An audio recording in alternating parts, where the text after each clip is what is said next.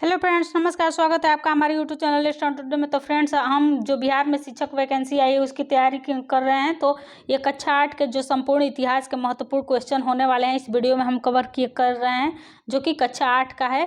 और ये हमारा एनसीईआरटी एससीईआरटी बेस्ड होगा। मुख्य तौर से ये क्या है, एससीईआरटी बेस्ड क्वेश्चन है इतिहास के।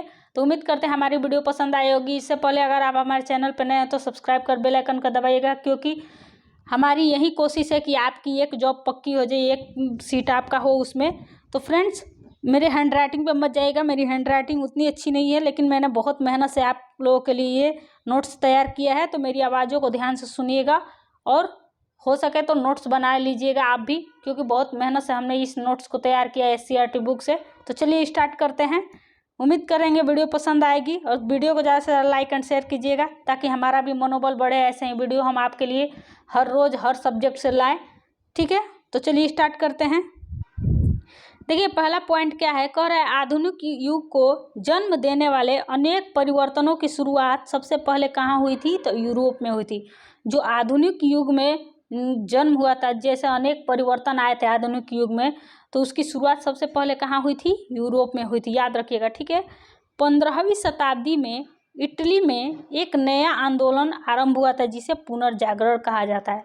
पुनर्जागरण कब आंदोलन प्रारंभ हुआ था, तो 15वीं शताब्दी में। और फ्रेंड्स, एक बात और हम आपको बता दें कि इस वीडियो में चैप्टर 1 से लेके 5 तक कवर करने वाले हैं। उसके बाद दूसरे वीडियो में 6 से लेके अगले चैप्टर तक कवर करेंगे। तो ऐसे कर करके डिवाइड कर करके हम इसको पूरा कंप्लीट करने वाले हैं, ठीक है। तो चलिए देखते हैं अगला पॉइंट। स्पेन का नाविक कोलंबस, अगर क्वेश्चन आ जाए कि कोलंबस कहाँ का नाविक था, तो स्पेन का, याद रखिएगा, ठीक है। 1492 में, कब, 1492 ईस्वी में अमेरिका महाद्वीप की खोज की थी। इसमें बहुत सारे क्वेश्चन बना के पूछ सकता है एग्जाम में कि अमेरिका महाद्वीप की खोज कब हुई थी या किसने की थी, किस ईस्वी में की थी, ठीक है। तो ये स्पेन का नाविक जो था कोलंबस, इसने 1492 ईस्वी में अमेरिका महाद्वीप की खोज की थी, ठीक है। आगे देखते हैं। आगे क्या है, पुर्तगाल के नाविक, कहाँ के, पुर्तगाल के, ध्यान दीजिएगा। पुर्तगाल के नाविक वास्को डी गामा ने 1498 ईस्वी में यूरोप भारत तक के समुद्री मार्ग की खोज की थी। पुर्तगाल के नाविक वास्को डी गामा ने 1498 में यूरोप भारत तक के समुद्र मार्ग की खोज निकाली थी। कहाँ से, यूरोप से लेके भारत तक के समुद्री मार्ग का खोज किसने किया था, पुर्तगाल का नाविक वास्को डी गामा ने। कब किया था, तो 1498 में, याद रखिएगा, ठीक है। अगला पॉइंट है, कह रहा है यूरोप में एक नई सामाजिक व्यवस्था का जन्म हुआ है, जिसे पुनर्पूंजीवाद कहते हैं। उसके बाद यूरोप में क्या हुआ, एक नई सामाजिक व्यवस्था का जन्म हुआ, जिसे पूंजीवाद कहते हैं। अगला देखते हैं पॉइंट। कह रहा है कि मशीनरीकरण की यह प्रक्रिया इंग्लैंड में 6वीं सदी में शुरू हुई थी। जो मशीनीकरण आ गया था, जो पहले लोग कोई भी चीज़ हाथ से तैयार करते थे, कपड़ा हो, चरखा से बुनते थे उसको, कोई भी चीज़ हाथ से तैयार की जाती थी, उसमें बहुत समय लगता था, मेहनत लगता था। उसको क्या आ गया, मशीनीकरण का ज़माना आ गया। वो सारे काम मशीन से जल्दी और ज़्यादा मात्रा में तैयार होने लगे। तो यह प्रक्रिया इंग्लैंड में कब आई थी, तो 8वीं सदी में शुरू हुआ था। कब, 8वीं सदी में, याद करिएगा। अगला पॉइंट है, 18वीं शताब्दी के उत्तरार्ध को 1750 ईस्वी के बाद आधुनिक काल का प्रारंभ हुआ था। 18वीं शताब्दी के उत्तरार्ध में 1750 के बाद आधुनिक काल का क्या हुआ था, प्रारंभ हुआ था, ठीक है। आगे देखते हैं। 1817 ईस्वी में स्कॉटलैंड के अर्थशास्त्री, इतिहास और राजनीतिक दार्शनिक जेम्स मिल ने 3 खंडों में history of British India, British Bharat का इतिहास नामक एक किताब लिखी थी। तो कब, तो 1817 में स्कॉटलैंड के अर्थशास्त्री, इतिहासकार और राजनीतिक दार्शनिक जेम्स मिल ने इतिहास युग को कितने खंडों में बांटा था, तो इतिहास को 3 खंडों में बांटा था। और इसने एक पुस्तक लिखी थी, हिस्ट्री ऑफ ब्रिटिश इंडिया, ठीक है, याद रखिएगा। अगला पॉइंट देखते हैं। अगला पॉइंट क्या है, भारत में कैमरे का इस्तेमाल। देखिए, भारत में कैमरे का इस्तेमाल, फोटो खींचने वाला कैमरा का इस्तेमाल 1850 ईस्वी के दौरान शुरू हुआ। बहादुर शाह द्वितीय का फोटो उपलब्ध है। भारत में कैमरे का प्रथम जो इस्तेमाल किया गया था। कब किया गया था? तो 1850 ईस्वी में शुरू हो गया था।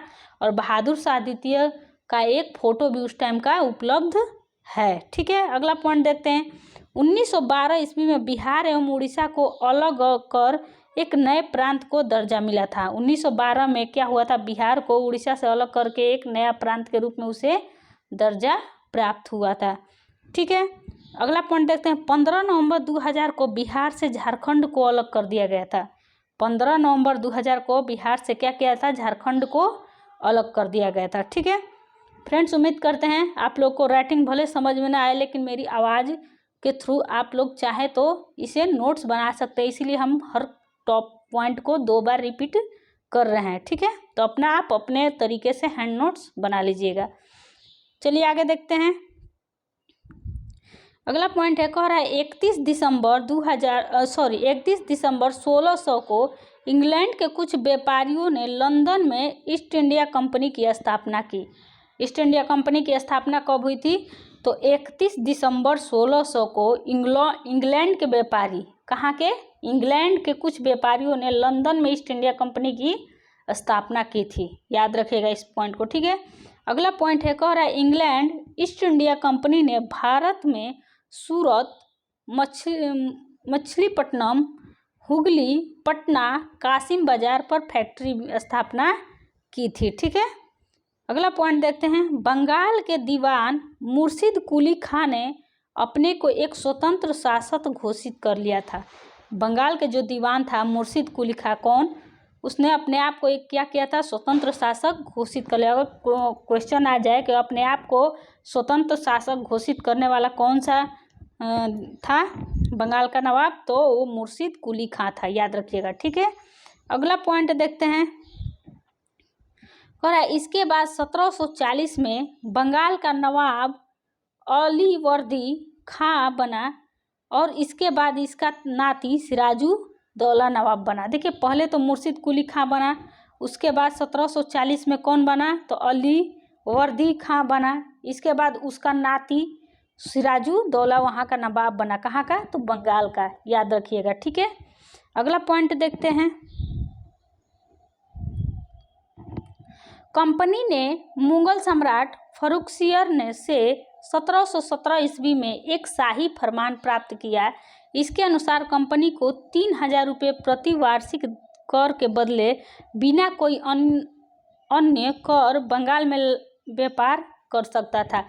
उस टाइम जो वहाँ का बंगाल का नवाब था, उसने कंपनी ने मुगल सम्राट से फर्रुखसियर से क्या 1707 में एक शाही फरमान जारी कर दिया कि आप प्रति वर्ष हर साल 3000 रुपये हमको वार्षिक दीजिए और बिना और किसी भी सामान पर बिना कर लगाए आप सामान का मतलब खरीद बिक्री कर सकते हैं। ठीक है, कंपनी के सेना का नेतृत्व उस पर रॉबर्ट क्लाइव कर रहा था। उस टाइम जो ईस्ट इंडिया कंपनी थी उसका सेना का नेतृत्व कौन कर रहा था?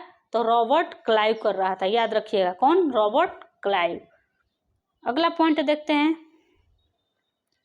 1757 ईस्वी में मुर्शिदाबाद के पास पलासी में युद्ध हुआ। 1757 में मुर्शिदाबाद के पास पलासी में क्या हुआ? युद्ध हुआ। तो अगर क्वेश्चन है कि पलासी का युद्ध कब हुआ था, तो 1757 में। इस युद्ध में बंगाल के नवाब की सेना हार गई।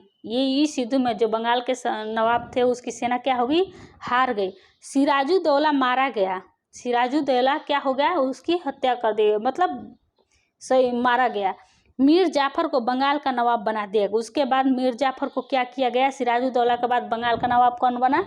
तो मीर जाफर। ठीक है, इस लड़ाई के बाद भारत में ईस्ट इंडिया कंपनी की सत्ता स्थापना शुरू हो गई थी। इसी लड़ाई के बाद, पलासी की लड़ाई के बाद ही भारत में जो है कंपनी का दबदबा बनने लगा। ठीक है, इसकी सत्ता जो है उसकी स्थापना शुरू हो गई। अगला पॉइंट देखते हैं। अगला पॉइंट है, कह रहा है जब मीर जाफर ने कंपनी का विरोध किया तो कंपनी ने मीर जाफर को हटाकर उसके दामाद मीर कासिम को 1760 में बंगाल का नवाब बना दिया।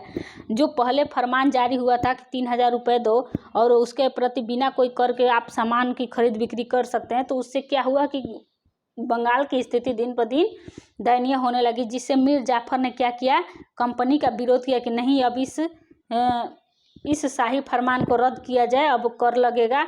तो कंपनी ने क्या किया कि मीर जाफर को हटाकर उसके दामाद मीर कासिम को क्या किया, 1760 में बंगाल का नवाब बना दिया। तो अगर पूछ देगा कि बंगाल का नवाब 1760 में कौन था, तो मीर कासिम था। ठीक है, मीर जाफर का दामाद। अगला पॉइंट देखते हैं, मीर कासिम ने अपनी राजधानी मुर्शिदाबाद से हटाकर मुंगेर ले गया। देखिए, अगर पूछ सकता है कि अपनी राजधानी को मुर्शिदाबाद से हटाकर मुंगेर ले जाने वाला कौन था, तो मीर कासिम था, बंगाल का नवाब, जिसने अपनी राजधानी को मुर्शिदाबाद से हटाकर कहाँ ले गया था, मुंगेर में ले गया था। ठीक है, चलिए अगला पॉइंट देखते हैं।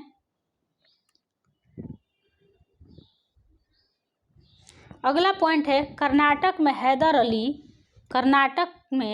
अली 1761 से 1782 एवं उसके पुत्र टीपू सुल्तान 1782 से 1799 में सफलतापूर्वक शासन किया था।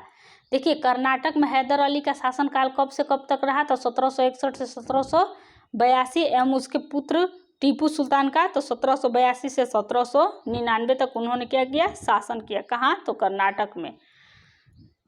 अगर पूछ दे कि हैदर अली के पुत्र का नाम क्या है, तो टीपू सुल्तान था, याद रखिएगा। ठीक है, अगला पॉइंट है, टीपू सुल्तान की कंपनी के साथ आखिरी लड़ाई 1799 में श्रीरंगपट्टनम में हुई, जिसमें टीपू बहादुरी से लड़ा और मारा गया।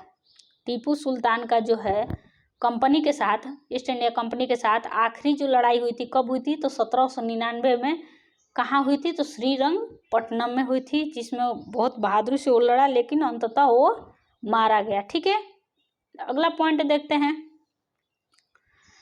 फ्रेंड्स, उम्मीद करते हैं वीडियो पसंद आ रही हुई, तो लाइक एंड शेयर जरूर कीजिएगा, ताकि हमारा भी मनोबल बढ़े। आप लोगों के लिए बहुत मेहनत किया है हम लोग, और हमारी कोशिश यही रहेगी कि आपसे एक भी क्वेश्चन न छूटे।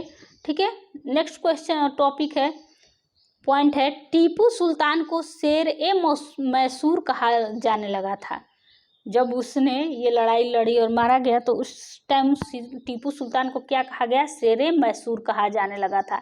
याद रखिएगा, क्वेश्चन पूछ सकता है कि शेर ए मैसूर किसे कहा जाता था, तो टीपू सुल्तान को। ठीक है, अगला पॉइंट है, 1761 ईस्वी में पानीपत की तीसरी लड़ाई हुई थी। 1761 ईस्वी में पानीपत की तीसरी लड़ाई हुई थी, याद रखिएगा। ठीक है, अगला पॉइंट है, कह रहा है कि पंजाब के महाराजा रणजीत सिंह 1799 ईस्वी से 1839 ईस्वी तक शासन किया।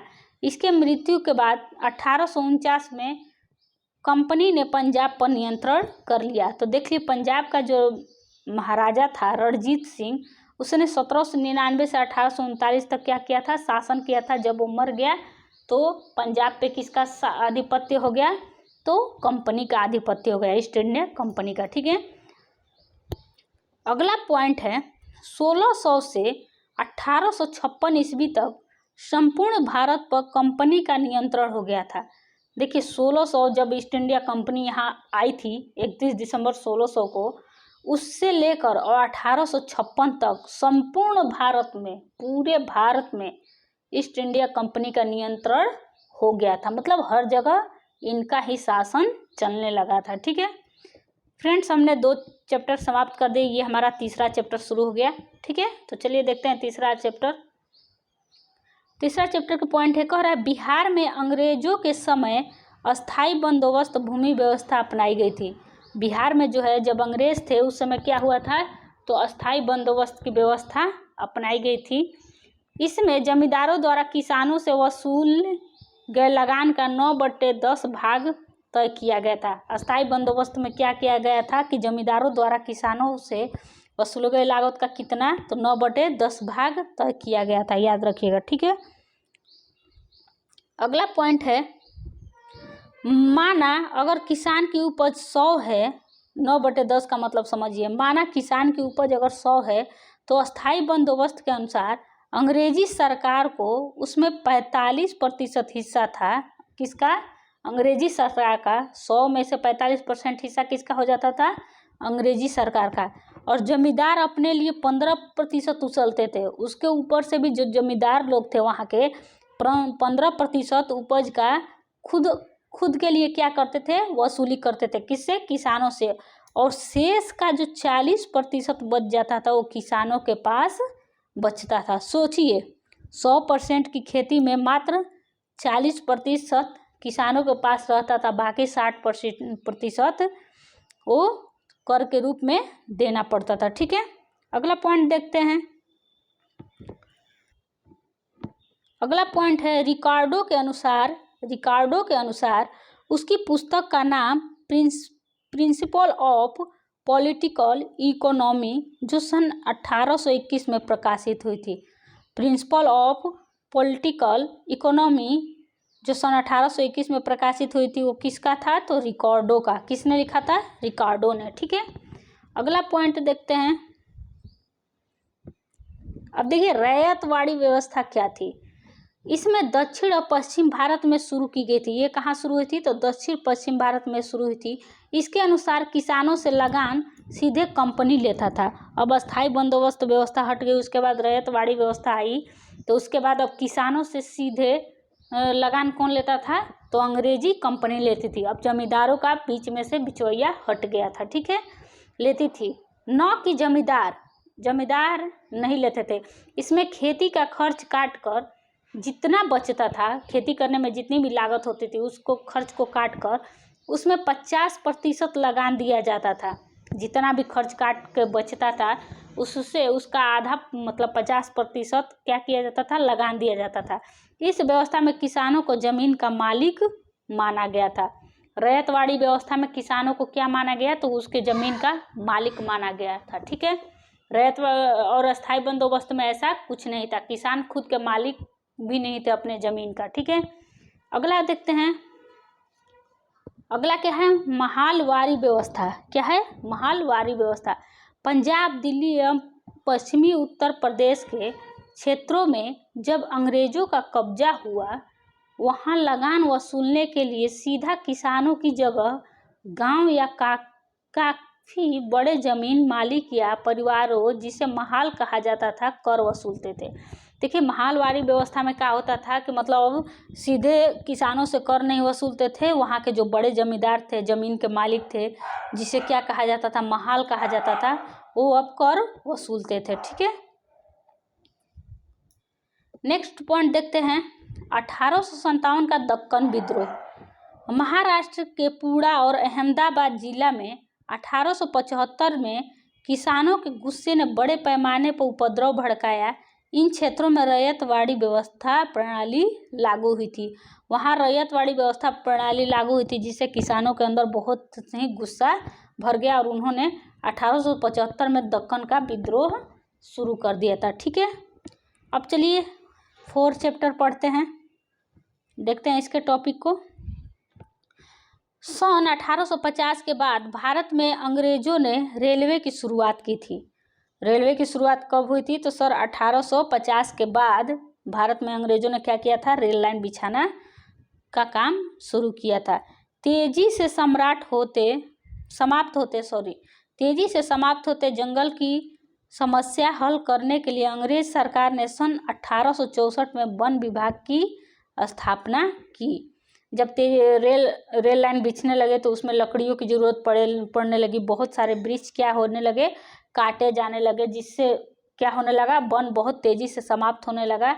इस समस्या से हल पाने के लिए अंग्रेजी सरकार ने क्या किया था, तो सन 1864 में वन विभाग की स्थापना की थी। तो अगर क्वेश्चन आए कि वन विभाग की स्थापना कब हुई थी, तो 1864 में, याद रखिएगा। ठीक है, उसके बाद सन 1865 में वन अधिनियम भी बनाया गया था। अब वन विभाग जो स्थापना हुई थी उसके बाद सन 1865 में 1 साल बाद वन अधिनियम भी बना दिया गया था। ठीक है, नेक्स्ट पॉइंट देखते हैं। अगला पॉइंट है बिरसा मुंडा। ठीक है, बिरसा मुंडा के बारे में कुछ जानते हैं। इनका जन्म 15 नवंबर सन 1874 ईस्वी को छोटा नागपुर प्रमंडल के तमाड़ थाना अंतर्गत उलीहातू गांव के निकट एक छोटे से क्षेत्र चलकंद में हुआ था। ठीक है, इनके पिता सुगना मुंडा एवं माता कदमी थी। इनके पिता का नाम सुगना मुंडा था और माता का नाम कदमी था।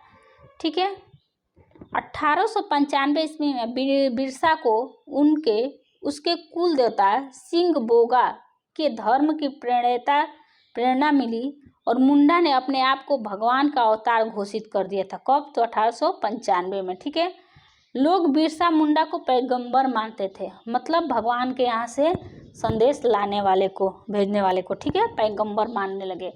25 दिसंबर 1899 को बिरसा ने पहला आक्रमण ईसाई मिशनरी पर किया था।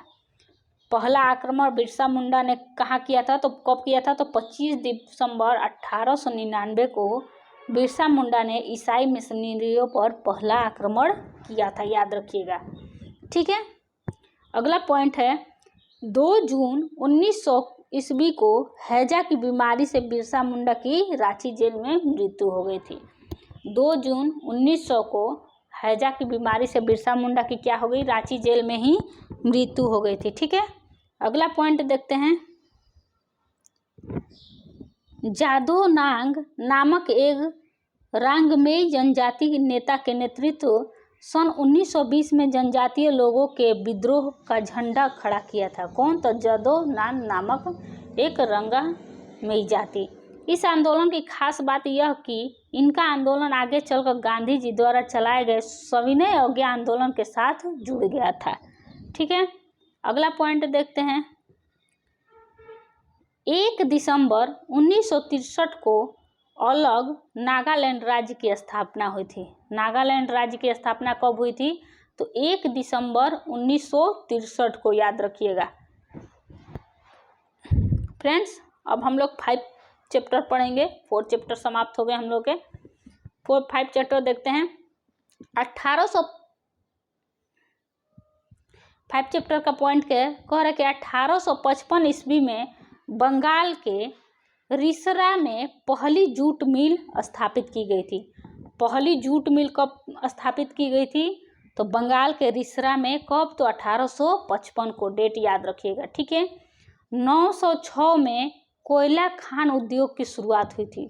और कोयला खान के उद्योग की शुरुआत कब हुई थी? तो 1906 में। ठीक है, याद रखिएगा। 1907 में जमशेद जी टाटा द्वारा तत्कालिक बिहार झारखंड के साकची नामक स्थान पर टाटा आयर एंड स्टील कंपनी की स्थापना हुई। कब हुई थी? तो 1907 में। ठीक है, याद रखिएगा। 1927 ईस्वी में federation of Indian chambers of commerce and industry FICCI की स्थापना की गई थी। ठीक है, तो क्वेश्चन आगे जाए कि FICCI की स्थापना कब की गई थी? तो 1927 ईस्वी में की गई थी। ठीक है, अगला पॉइंट देखते हैं। अगला पॉइंट है भारत में सूती कपड़ा उद्योग का मुख्य केंद्र बम्बई बना। भारत में जो है सूती कपड़ा उद्योग का मुख्य केंद्र मुंबई बना। ठीक है, जूट और चाय उद्योग का मुख्य केंद्र बंगाल बना। जूट और चाय उद्योग का मुख्य केंद्र कौन सा बना जगह? तो बंगाल बना, याद रखिएगा। अगला पॉइंट है कोयला उद्योग में काम करने वालों के लिए 1923 के बाद सरकार ने दुर्घटना बीमा योजना शुरू की। देखिए, पहले खदानों में क्या होता था कि दुर्घटना हो जाए, एक तो मजदूरों को बहुत कम वेतन दिया जाता था और दुर्घटना हो जाती थी, फिर भी उन लोगों को कोई रिस्पॉन्स नहीं होता था। तो इस पर मजदूरों ने क्या किया था? आंदोलन चलाया था, काम करने से मना कर दिया था। उसके बाद 1923 में सरकार ने उनको दुर्घटना बीमा की योजना शुरू की, जिससे अगर कोई दुर्घटना हो जाती है तो उनको मुआवजा दिया जाएगा। ठीक है, कब? तो 1923 के बाद, याद रखिएगा। अगला पॉइंट है मजदूर ने एकता होकर 1920 में इन्होंने all India trade union Congress नामक संगठन बनाया था। मजदूर एकता होकर, एक रूप होकर, संगठित होकर 1920 में all India trade union Congress नामक एक संगठन बनाया था। ठीक है, अगला पॉइंट देखते हैं। भारत सरकार ने न्यूनतम मजदूरी कानून बनाकर मजदूरी दरों को निश्चय किया तथा उनकी स्थिति सुधारने के लिए प्रयत्नशील रही। ठीक है,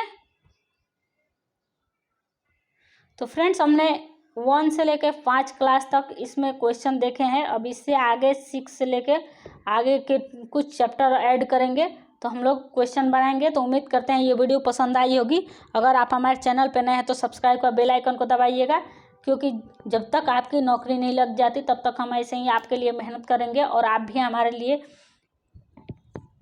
वैसे ही रहिए। तो मिलते हैं नेक्स्ट वीडियो में, तब तक के लिए नमस्कार। और एक लाइक करना ज़रूर ना भूलिएगा, क्योंकि आपका एक लाइक हमारा मनोबल बढ़ाएगा। उससे हमको कुछ मिलने वाला नहीं है, लेकिन एक लाइक कर दीजिएगा तो हमको भी अच्छा लगेगा। और कमेंट जरूर कीजिएगा ये वीडियो आपको कैसी लगी। मिलते हैं नेक्स्ट वीडियो में, तब तक के लिए नमस्कार।